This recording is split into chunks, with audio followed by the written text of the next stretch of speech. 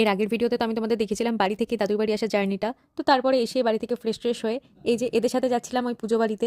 কিন্তু এনাদের কাণ্ড কারখানা দেখে আর কি বলবো, ওনাকে একটু কাঁধে তোলার চেষ্টা করছিল, কিন্তু দু তিনবার ব্যর্থ হওয়ার পর অবশেষে তিনবারের বার ওনাকে সফলভাবে একেবারে নিয়ে তারপরে আমরা পুজো বাড়িতে যাই। তো এইভাবে মজা করতে করতে যাচ্ছিলাম, আর আশেপাশে সর্ষে ক্ষেত এইসব তো আমাদের ওদিকে অত একটা দেখা যায় না, দেখে এত ভালো লাগছিল, তো সেই ভিডিওগুলো ক্যাপচার করেছিলাম। দেন এই যে এদিকে পুজো বাড়ির এই অবস্থা।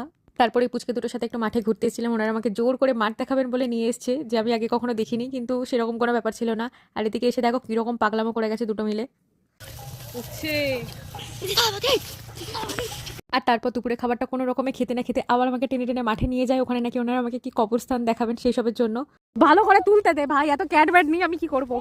ওয়েট ওয়েট ওয়েট ভাই, তোদের আজ থেকে বলেছিল এত দূর হেঁটে হেঁটে এসে। আর তারপর বিকেলবেলা গিয়ে আমরা সকলে মিলে অনেক কিছু খেয়ে দিয়ে আসি, এখানে যা যা লোকাল পাওয়া যায়, তো সেটার আলাদা করে শর্টস আমি আপলোড করেছি, তোমরা চাইলে গিয়ে চেক আউট করে আসতে পারো। দেন এসে রসমালাইটা খেয়েছিলাম, তো দ্যাট ইজ ইট, বাই।